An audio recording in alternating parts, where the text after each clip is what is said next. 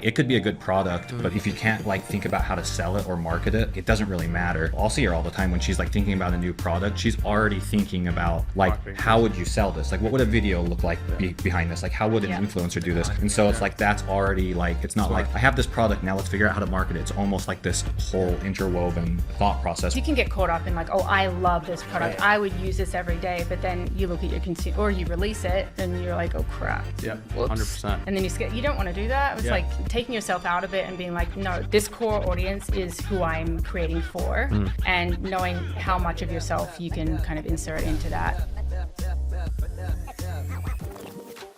Welcome back to another episode of Chew on This. Today we have co-founders Briana and Neils from Trio Beauty. They're going to be talking about their journey to building their incredible brand and how it wasn't the conventional way of just starting a Shopify store and just getting the brand up and running. Actually, Briana had a pretty cool story of how she even got into the beauty space, and I'm really excited to explore that. So without further ado, first of all, I want to thank both of you guys to be here, share time to tell our audience about what you guys have built. For the few people who may not have heard of you, may not have heard of your brand, maybe get a little bit of background on both of your guys' end, and just to get people caught up. So I grew up in Tasmania, which is like the little island off the bottom of Australia, if everyone doesn't know. Wait. We gotta talk about this. So everyone thinks in Australia there's just kangaroos everywhere. Is that the case? Kind of, but it's kind of like, I call it like the equivalent of deer here. So Okay. they're around, There's but there's a lot of kangaroos. Yeah. There's She's downplaying. I saw a lot of kangaroos. usually it's like they just jump across the road and you hit them by a car, and that's how you see them. Otherwise, they're in like little wildlife parks and stuff. But Okay. yeah, Good to know. That is good to know. For our viewers. And do you have kangaroo signs? Because we have a lot of deer signs. Yeah. Okay. Yeah. Good to know. Sorry for interrupting you.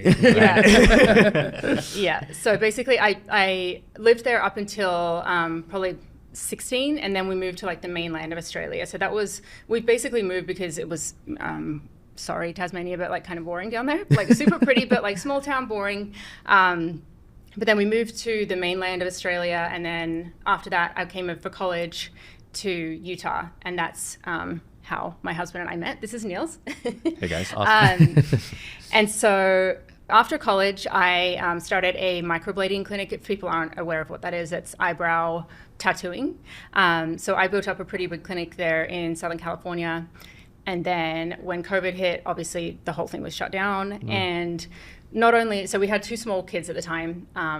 And not only was that shut down and I was like super bored, but then I was kind of itchy to kind of do something else. And that's when the kind of idea hit me to create something that was like a product. Originally, it was supposed to be a product that was for people between their appointments to come back and see me after the lockdowns had kind of ended. So it's called the Brow Trio Stencil Kit. So it's ultimately 12 stencils, a waterproof brow pomade, and then a dual-ended applicator. So one for applying and then one for kind of blending. So basically it gives people the look of microblading or the look of perfectly filled in brows, but without having to kind of guess where the shape should be. Like a lot of people that would come to me were kind of missing brow hair, missing pieces of their brow, and didn't really know how to fill that part in. So that's why the product was created for that. And when COVID would, when the clinic was able to kind of like open up in between like all those times that it was kind of shut down and open, I would have it on my shelf, and like it would sell, but we were like, because of the minimum order quantities and everything of what we kind of had to do, which were still pretty low, we still had a lot of product. And basically Niels and I had the idea to start launching like a Facebook. It was just one ad. So we literally just build had like one an online creative presence and just Smart, really smart. So we started a Shopify website, and then we kind of ran one ad to that Shopify store, and it kind of just grew from there. Really, that first ad? Yeah. Wow. Yeah, Brie always breezes over it, but one thing that she like doesn't point out is during that time when she was running her like microblading clinic, she would just like be exposed to women all day, just like them talking about their makeup, like what was working, what wasn't. So I think like subconsciously or consciously, it was like really easy for her to like extract that and be like, I know what people are like frustrated about in makeup. And so I think it was really like, it came out in the product really like early. knowing why people were coming to me, and the reason was because they didn't want to fill in their brows, they didn't know how, and that was kind of like the why that they were coming to me, as well as like I was just obsessed and still am with all things beauty products. So That's amazing. yeah. So let's just go back to the product. So let's say, I mean, you probably had this idea that you wanted to create this product. What did you do after that? Did you talk to manufacturers, co-packers? Like, how did that go? It was like really hard to, and it's crazy how like your brain kind of changes into like, oh, this is actually possible in this other certain way. But at first it was like, who can even create like an eyebrow stencil? And so I was contacting at the time, at the very beginning, it was like business card makers that could make like those plastic business cards, like in the US. It's creative. Yeah. And they were like, yeah, we could do it, but like here in the eyebrow shape, like it gets kind of narrow and that's going to be tricky. And like the cost was just crazy. And I was like, this is not going to work. Right. And so, as far as like creating the shapes, it was just me like literally kind of like cutting out pieces of cardboard. And when I would microblade, like I would do it myself as well, was just like fill it in with this like cardboard template. But then just kind of using those little pieces on my clients and figure out kind of like what kind of set of stencils could cater to all brows. Yeah, it's going to so sound that's like kinda I'm how it like started. big upping my wife the entire time. That's Trying to get that's points. point. Bree's like an incredibly resourceful like problem solver, and like during that period, it was during like the height of COVID in California, and so it was like days where I was still like in the corporate world, where we're just working from home. So I would spend a lot of time out like front in the street with the kids playing like in the neighborhood and working, and she would just be inside like working on trying to find like incredible. manufacturing and just problem solving. And what it was did you think of the idea when she came up, or I'm sure she came to you with it? Really weird. like when she says she's going to do something, it gets done. So it's never like, well, let's see. It's always like, if you're saying it, like it's probably gonna happen. And I've seen it more and more where if she has an idea, it's like, don't doubt it. It'll just, That's incredible. she'll make it happen Yeah. usually.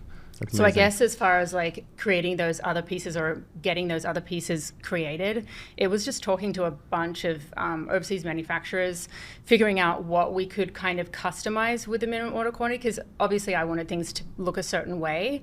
And honestly, our first version of the product, like we always laugh, we're like, we can't believe people actually like, bought this. But I mean, you got to start somewhere. But like I look back on those pictures of the first product, I'm like, what was I thinking? Yeah. But yeah, just kind of iterating along the way as we kind of got bigger order quantities and stuff like that to make it how we wanted it. That's really cool. I first of all, I think building in the beauty space, right? I don't think you realize what you're getting into until you're in it and you're like, oh wow. And I think it's similar for us, right? Like we're kind of adjacent to beauty because it's collagen and it's hair, skin, nails, etc. And so I'm very curious on like when you're starting to build something, which is the beauty of like entrepreneurship, is like you don't have all the noise around you. You don't have all these things that can deter you from the idea. But I'm very curious, like what was that first moment? Maybe it was after your first ad that you ran, or what was that first moment where you're like, all right, we're building a brand, right? I'd love to get that. I remember it, so I know you do too. So basically, it was like we had that one ad running, and this was back when Meta was just like super you could put easy. $5 in, $500 out. Exactly. It's exactly how I say it, but it was like exactly like that. And so basically, as we made money, we just pull that back into ad spend, and it would just keep going. And then it was like the actual moment that we realized, oh, we actually have something like the old crap, we have a brand, not just a product, was like we were driving to Arizona from Southern California to visit my parents. And it was like when we were telling my parents like what we'd done, basically, what we created, and they were just kind of confused. And I was like, both of us said, we're like, what are we doing? Like, I think we have something. And we were like just printing labels in this like Airbnb and like this huge long thing. We were like, what now? We were printing, like we would do orders in our bedroom. Like after the kids would go to sleep, we would like fire up the printer, and it was exhausting. Like we were just cool, though. like at the side of our bed, just like labeling stuff and packing it. But Wow. Not to get all emo, but like there was a moment that I was, because I was still like microblading at the time and then packing orders and parenting 2 kids and all of that stuff. But I remember this one night in particular, I was just like crying, packing orders, and I was thinking in my head, and I think said it out loud to him. I was like, I'm crying. This is so crazy, but like, I'm going to look back and like laugh one day and think, remember when I was crying about like creating successful business? Like, yeah. That's amazing. And to add to what she was saying, there were a couple times too. I remember one time we were actually like driving through like a Christmas lights thing with our kids, and I think we had like sold through that very first order of like the sponges, and we didn't know, we still had no idea what we were doing, but like the manufacturer wanted like a minimum that seemed like a ton. We were just like, there's no way we'll ever get through this. Right. And we were just like, well, we should just go for it. And I think that's when we like put that last like order like on a credit card. It was like, what do we have like left on our credit cards? Like, we'll just throw it on there. Yeah. Wow. And then I remember cool. like not being mad, but being like talking to her and just being like, we better figure out how to sell these. We've gotta like sell these. There's that one. And then, remember we were like kind of working on a little bit of like a software paperwork idea for your microblading. Yeah. And you were juggling like it an too. app. Yeah, and I remember we had a conversation where it was just kind of like, what are we doing? You need to get rid of one. Like one is taking off. It's time to like really like double down and like commit to one. And amazing. It was a pretty clear moment. I feel like that's a very common founder story where you almost have these parallels of things going on, and at a certain point you got to just triple down on one thing. 100%. Yeah. No, that's inspiring. I maybe now you can give us a little bit of color. So like you told us about the concept of how it got created, how you were juggling multiple things, and then and realize that this is the brand you're going to build now. Fast forward to today, give us a little bit of the trajectory. Feel free to share numbers, revenue. What's the growth been like? And then we'll kind of get into the ups and downs of things. But tell us a little bit about the overall scope of growth. Yeah, so basically, like, we started the business with like $3,000. Wow. And credit cards. And no knowledge, no outside mentors, nothing. Which and I just think you two, right? Just us. That's yeah. cool. Us and like Upwork people and stuff like that we kind of figured that we needed. But yeah, just literally no knowledge, which I think there's a good and bad to that. I think our naivety kind of served us because it was more about like, I don't know, gut intuition or like what's actually working as opposed to the outside noise, which I think came along with the growth that does get the outside noise, and you got to figure out what to listen to. But yeah, we started with 3,000. The first year we did 6 million, and then the second year we did 12 million. So it grew super fast, and Neils. It was awesome, but it was a curse. It was it was. What's that story you say about some car driving down a freeway? Oh yeah, I mean like midway through that second year, we always talk about this, but it was like trying to drive like a Honda Civic like 120 on the freeway, and just like everything's breaking all the time, shaking, and trying to change the wheels while you're doing it. And I think like if we had like maybe if that was like our second or third time, we would have been able to avoid a lot of stuff, but we literally went from zero to that. Like we learned how to run our own customer service, our own fulfillment, like everything. And so we were on top of just trying to like obsessed. manufacture good products and stuff. And so it was so much with kids, it was a lot. It was At heavy. what point did you go from packing your own orders to getting you're probably in a fulfillment center now? We still do our own fulfillment. Really? Yeah. Wow, that's but awesome. we kind of like it that way for now because like when there's like shortages of certain colors, so basically all of our product comes now like for the hero product, it comes like pre-packed with a certain color in a wrap, but it gives us the opportunity to kind of like, oh, we're out of this color in this pre-packed one, but we have like a loose pomade that we can kind of switch. Yeah, it's given us like almost like a modular ability to manage our inventory a little bit, which has allowed us to like flex a little bit more in when you're like low on certain colors or whatever. So that's been one of the things we've go ahead. Sorry. But he handles more of like the management of that side. He's not actually packing, but yeah, as far as like we've had like a bunch of college kids packing them. It's in a warehouse now, but it was, so when we moved to Arizona and bought our house, it was run out of 2 bedrooms. Wow. So we had... it was even, we went from our bedroom in California to 1 bedroom in a rental when we very first moved to Arizona, then 2 bedrooms, our garage, and like some storage units when we bought our house. And there were like 6 college students or something in our house. It was getting, when we were like redoing our house a little bit, it was getting fun weird. though. Like I look back on it, I'm like, Yeah. it was crazy, but it was really fun. There'd just be random people in and out of like a side of our house all the time. Scrappy. I Music love going, it. people just ripping labels. It's Yeah. amazing. I think that's the stuff that like many of our viewers, even like we have to remind ourselves, like it doesn't always have to be like super convenient, because like I think that's also sometimes you get caught up in like some of the things that are not cost controlled, some of the things that you don't realize, like because you're just looking for like, oh, let me just go and sign up for all these tools, agencies, 3PL, and the next thing you know, you're like 1 or 2 bad months and you're like, my business is not going to survive. So tell us a little bit about that mental model. Like you guys are doing that not because you can't go and get a 3PL, it's just as easy potentially, but like there's a little bit of this like inbuilt scrappiness, whether you guys were at trying to juggle 2 jobs or to $6 million to 12 million. You guys have had similar mental models. Like where does that come from, and why do you guys kind of follow that?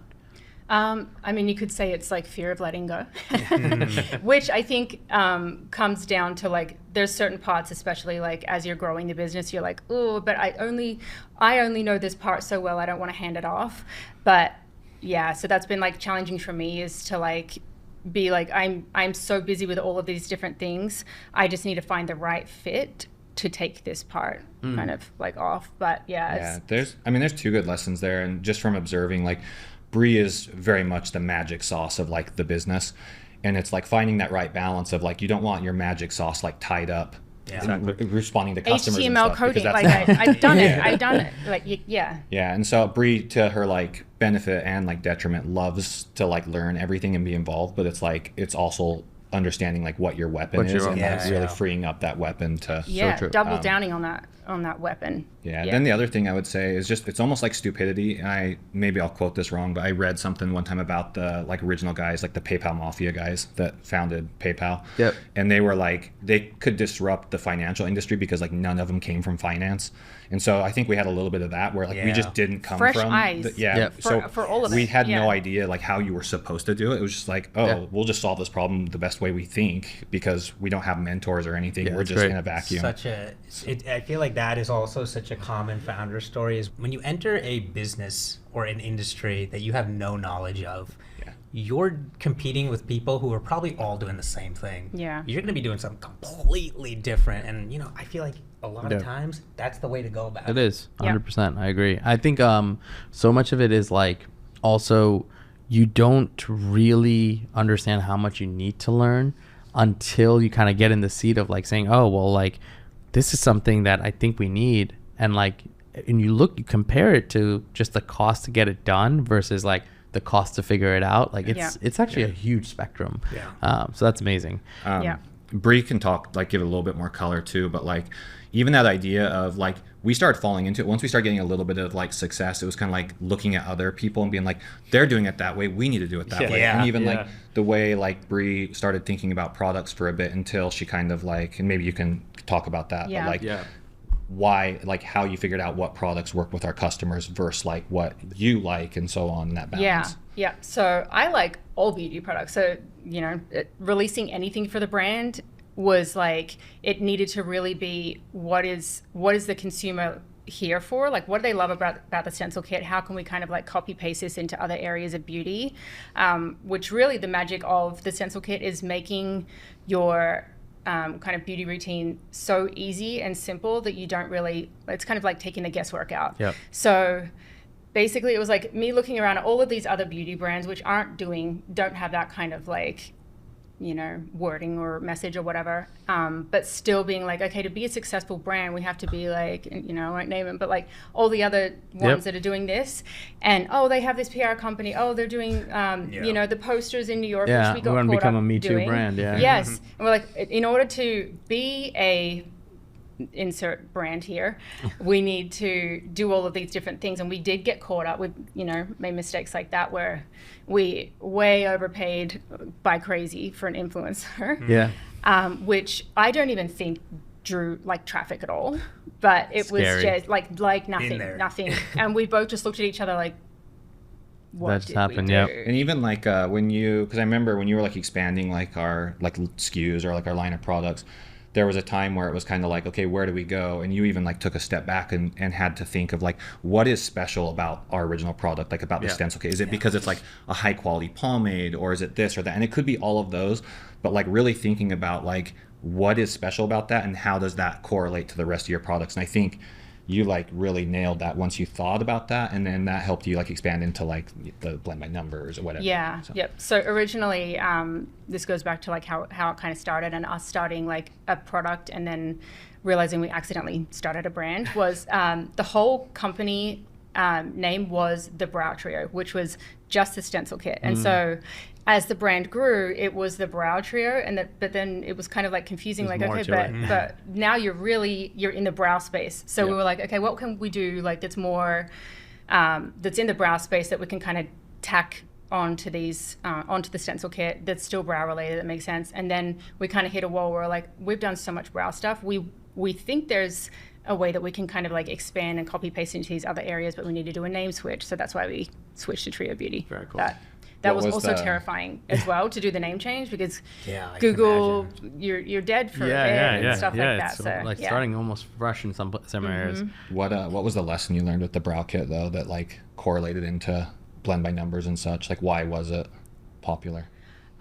Just this like making, I don't want to use the word makeup hack, but a classy version of that, whatever that is. But like basically the idea of like, we're not just handing you the products and like, hey, figure it out, but giving you some sort of a tool, whether it's a stencil or a guide or like matching eyeshadow brushes with the eyeshadow and like a diagram inside a box or something like that, that kind of gives you like a cheat code into your makeup routine, instead of just like expecting people to know what to do, which I think is kind of like an unserved market in a way, because there's a lot of people that either don't walk into a Sephora because they're just terrified, or they walk in and they're like, what do I need? And then they just bring it home and they never use it. It's so true, because I mean, for us as well, we started selling a system recently, and when you tell people exactly how to take it, when to take it, where to take it, that is so much better than, hey guys, here's a bunch of product and you go figure it out.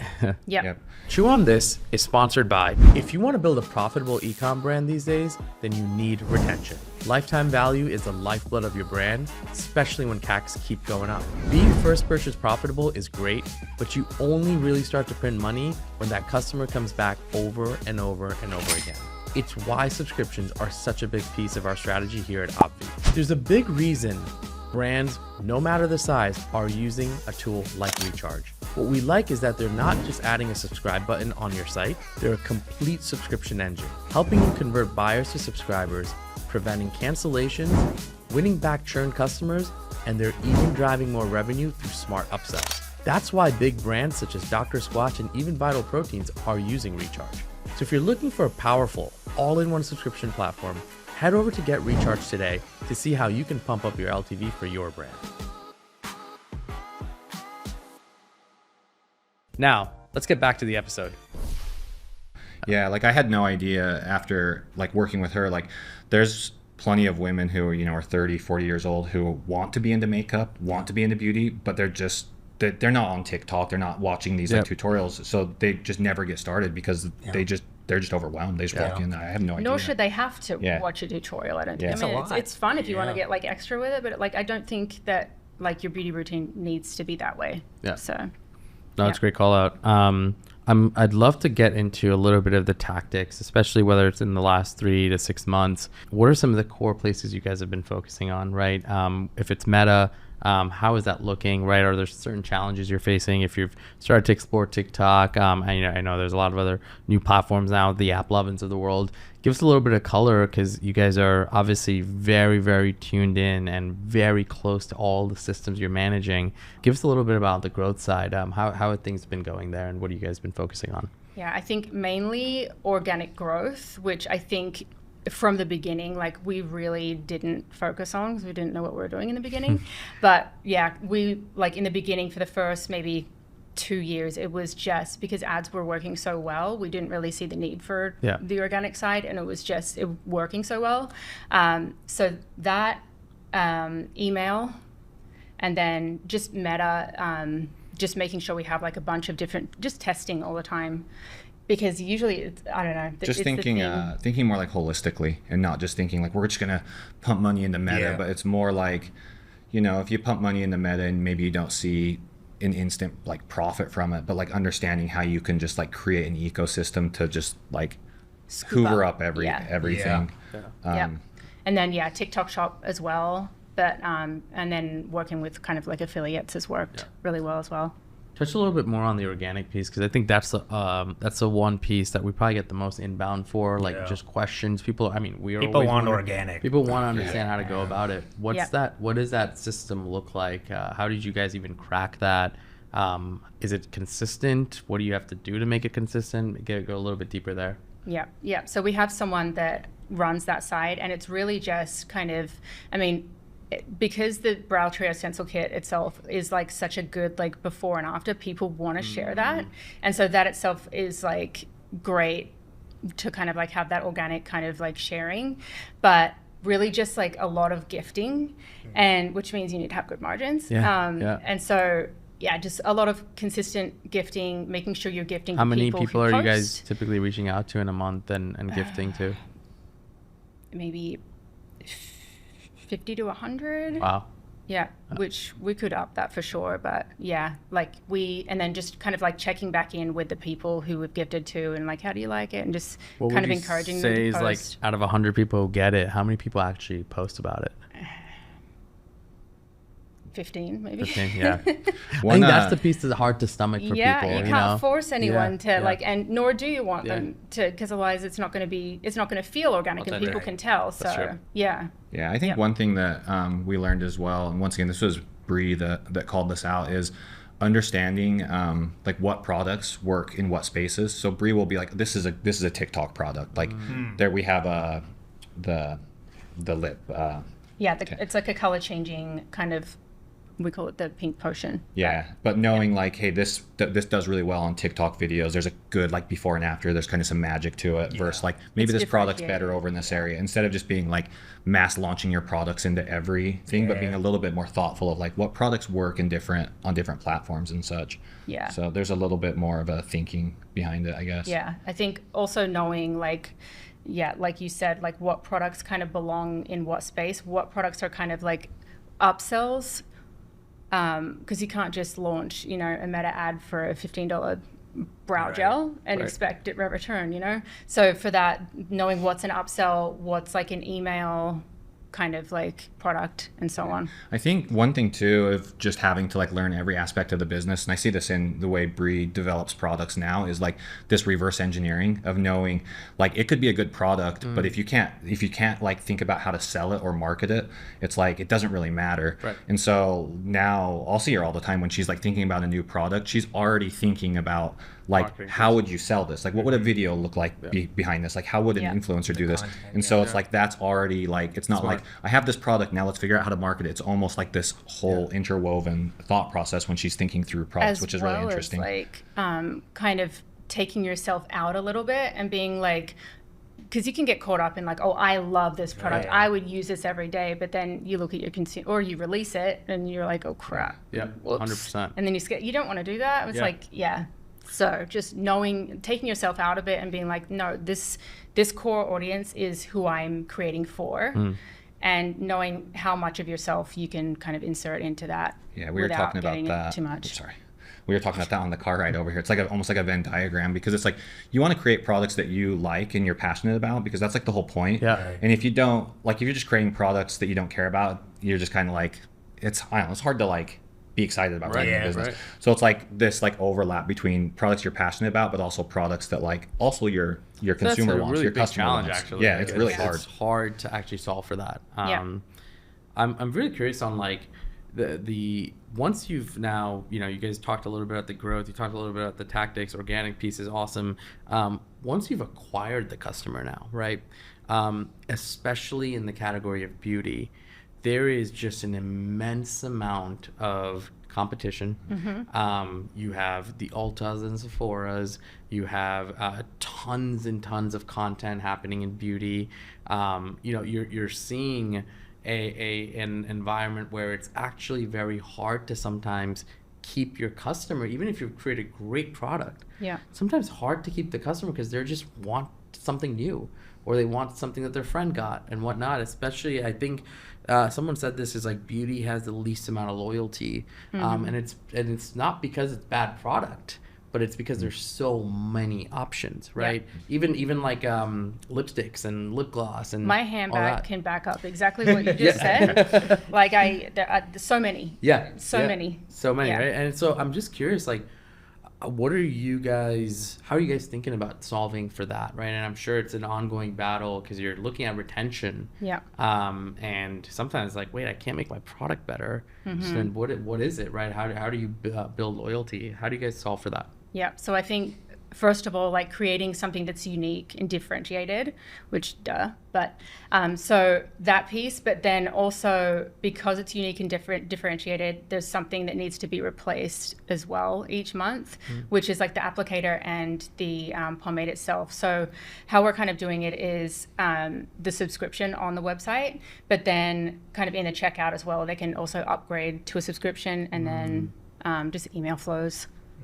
Yeah, there's a couple, like as far as women and their like beauty routines, it does seem like there's at least maybe like two, and you can correct me if I'm wrong, but like maybe 2, 3, 4 core products that's like the base that they will always use. Once you get into that, like you have them, and then they'll add like different customers, like they'll constantly be shopping a different lipstick or whatever, but it's like maybe it's a foundation or something.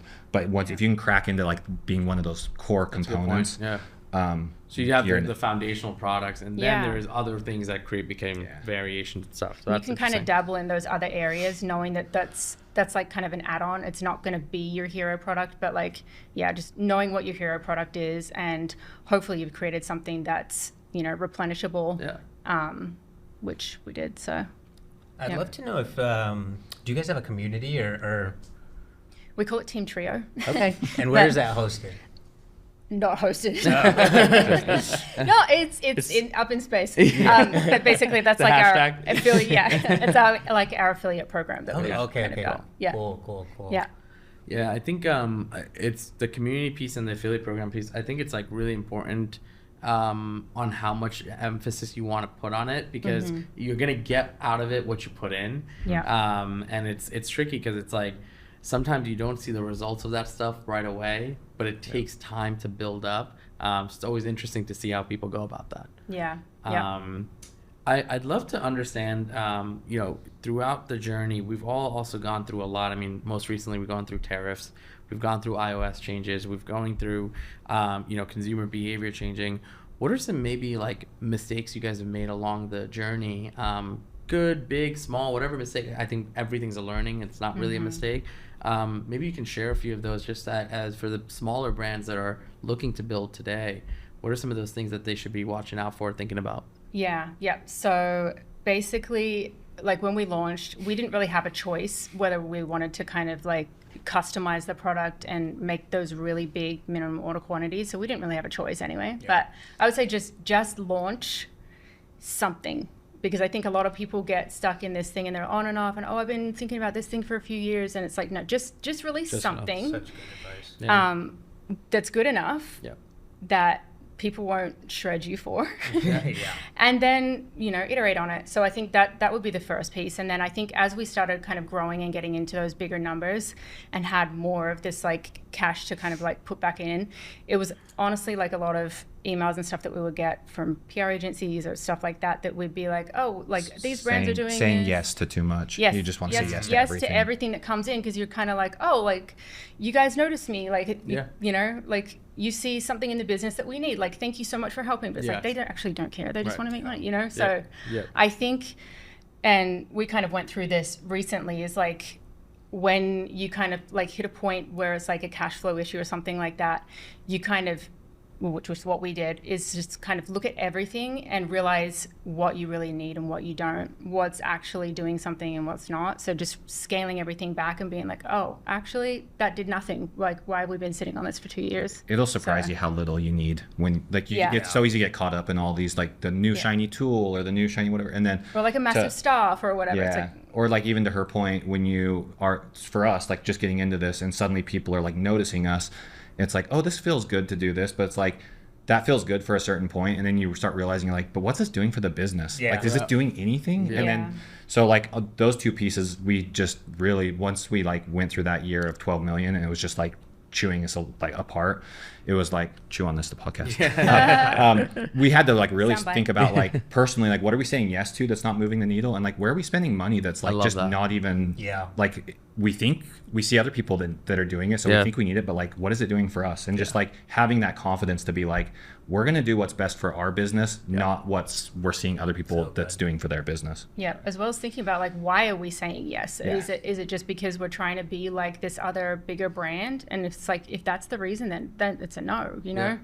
But yeah, to touch on like the tariff thing, I think for us, it really kind of opened an opportunity to have kind of conversations with our manufacturers to be like, hey, this is going on. They know, you know, you don't have to be like, this sucks. So it's like, but to open the conversation to be like, hey, we got to cut down on costs here, which is what we did with our manufacturers. Like we kind of cut down costs, honestly, like 30% in some cases, which was amazing. Because hopefully if all goes according to plan, the tariffs are they're going to be where they're going to be. But like, I would say for people to kind of at least try and have that conversation with your manufacturers that are overseas, because you know, maybe even there's do a it great sooner time than later, right? Yeah, it's always you can always get stuck in like before the poor it us. settles down. Yeah, like the poor us or poor me, but it's just like flipping the framing of it and just being like, well, where's the opportunity? Where's the leverage? Like, how can we use this to our benefit? And to Bree's like compliment, she's a savage negotiator, and so it's like the second she sees something like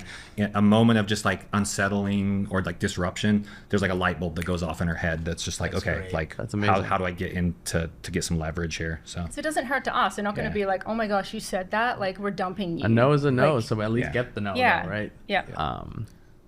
I'd love to talk about, you know, we've talked about a lot of direct to consumer here. Have you guys thought about retail at all?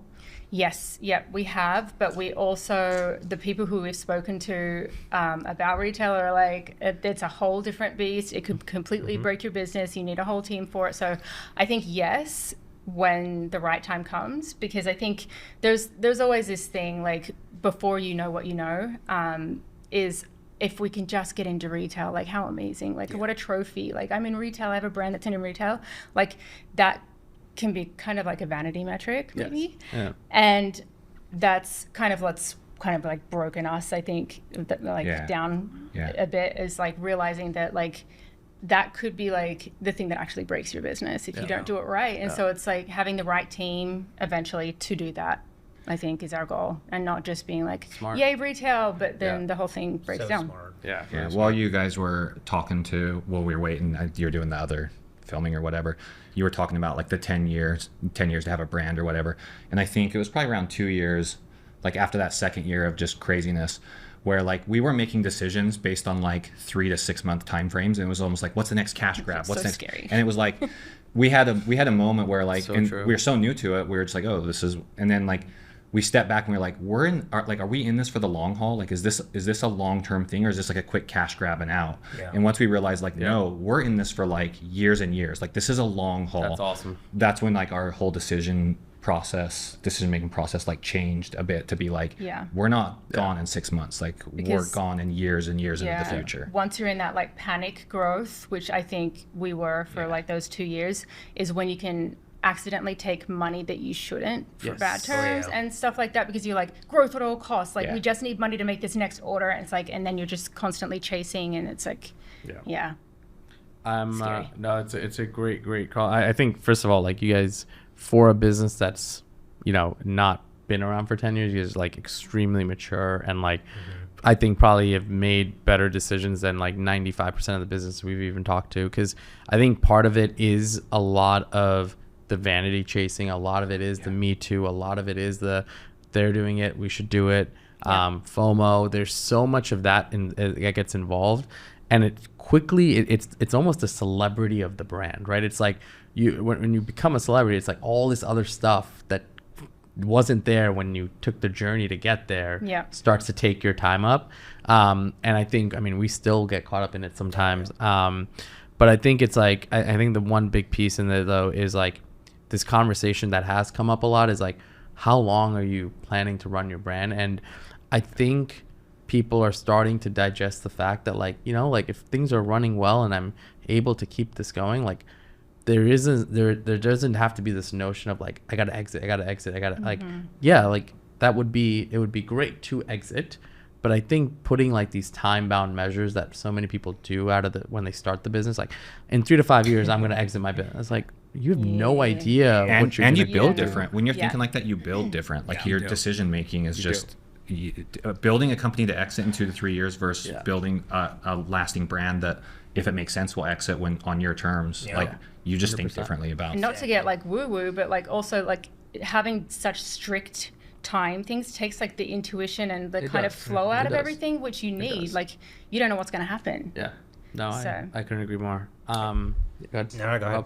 No, I know we'll come to a wrap soon, but I'd love to get like a couple of thoughts around the space of influencers and gifting a little bit. I know we touched on it a little bit, but there's also just a lot of noise there, right?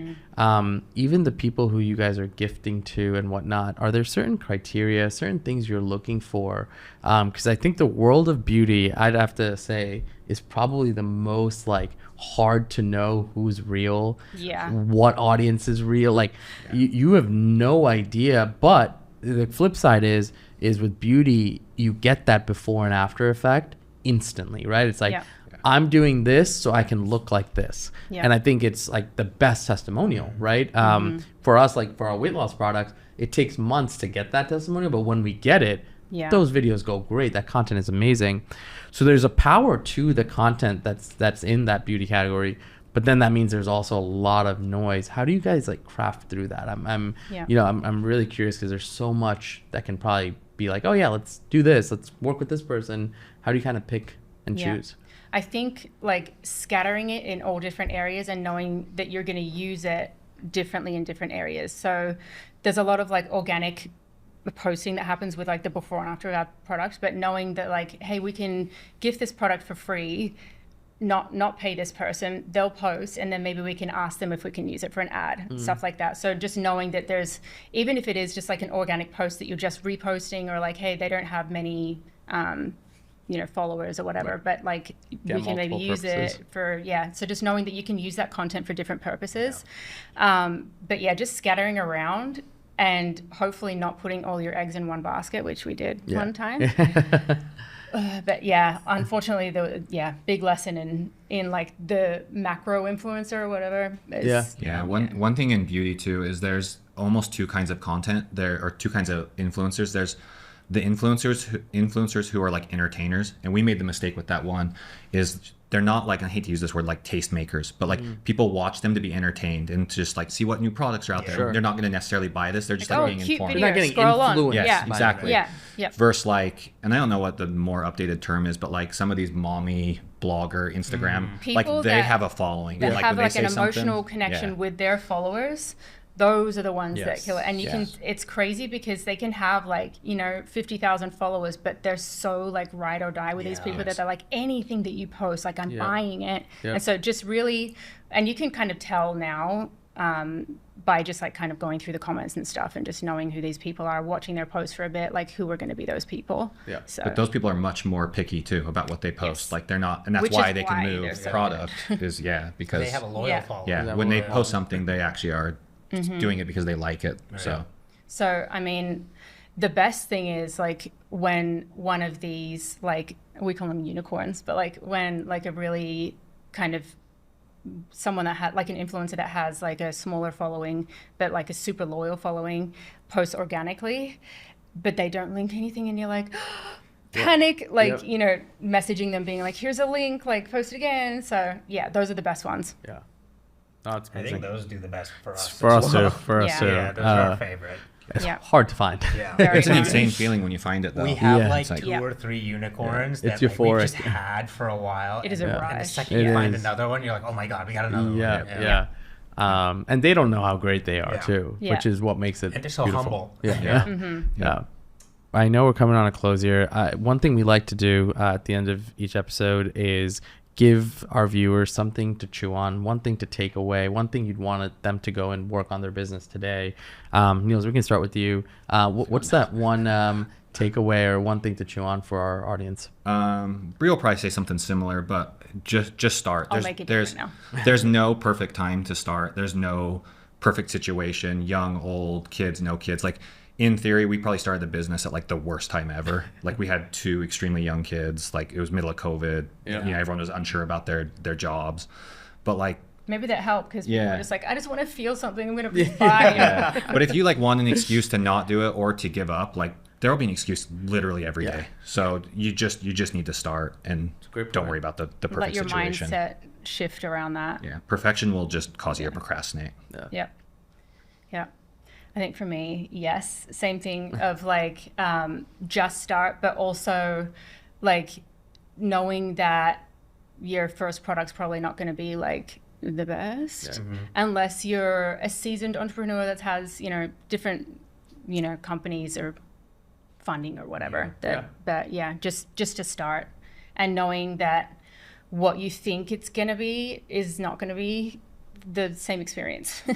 Like crazy stuff happens, but I'll give one more real quick that might be unique to us too. Like if you start a company with your significant other, find that right balance. It took us a while to find that, and just like taking care of yourself and like making sure that at 5 o'clock you're not, because we would talk business all day, every day. It was like, it became all we talked about. especially when I'm on the phone at night talking to manufacturers and stuff, like it for like honestly the first 2 years it took over everything to the point where that's all we talked about because that's all that was going on. There was no other hobbies that we had. it was Like like we our dropped entire life. everything for this, and it's like Yeah. so I would say just It's a keep great that call out. balance. Like there's times that you can kind of do this and be like, the business needs me, I gotta like, you know, really focus on this. But I think just knowing when to back off and when things are getting kind of out of balance, so it's good. just to step was back great. and get some hobbies.